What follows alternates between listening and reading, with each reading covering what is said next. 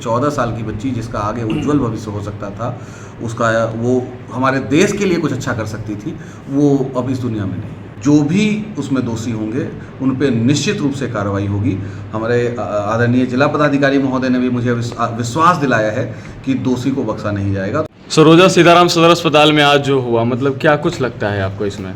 देखिए, कहीं ना कहीं लापरवाही है और पहले तो ये डीजे पे कंट्रोल होना बहुत ज़रूरी है। हम आम लोगों से आग्रह करना चाहेंगे, हम अपना कार्यक्रम कर रहे हैं, कोई हम जश्न मना रहे हैं, तो हमारा प्रयास ये होना चाहिए कि हमारी वजह से दूसरे किसी को तकलीफ ना हो। डीजे की वजह से उस बच्ची को हार्ट अटैक आया, उसके बाद उसको अस्पताल ले जाया गया।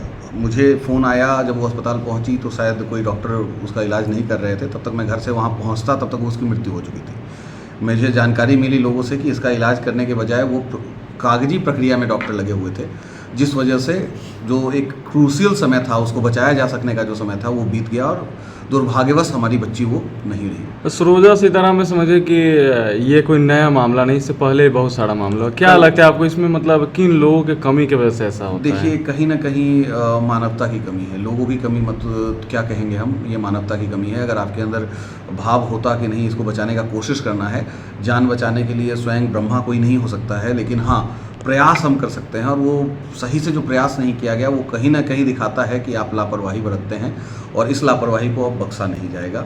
जो भी उसमें दोषी होंगे उन पे निश्चित रूप से कार्रवाई होगी। हमारे आदरणीय जिला पदाधिकारी महोदय ने भी मुझे विश्वास दिलाया है कि दोषी को बख्शा नहीं जाएगा। तो मैं पूर्ण विश्वास के साथ ये कह सकता हूँ कि हम लोग दोषी को छोड़ने नहीं जा रहे हैं।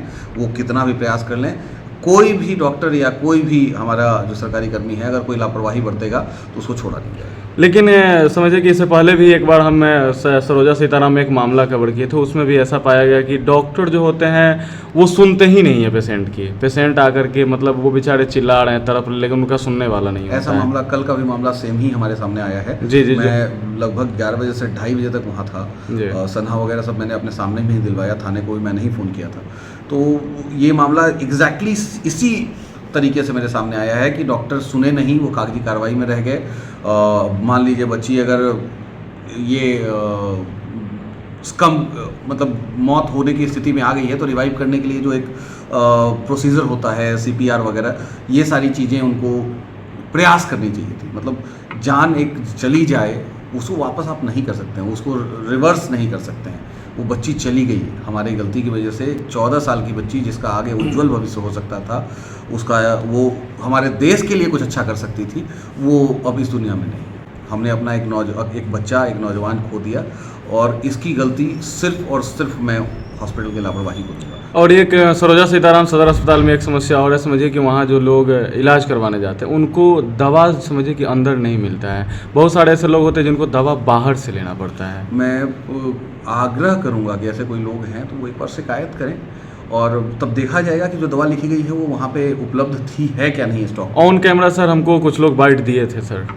अगर ऐसा है तो हम लोग दवा का स्टॉक का भी हम डिटेल मंगवाते हैं। हम लोग देखते हैं कि क्या स्थिति है दवा के स्टॉक की, क्योंकि स्टॉक डिटेल हमारे पास नहीं होता है। तो ऐसा हो सकता है कि कहीं कोई किसी दवा का स्टॉक ना हो तो बाहर लेना पड़े, लेकिन अगर स्टॉक होते हुए बाहर लेना पड़ रहा है तो इस पर भी कार्रवाई की जाएगी।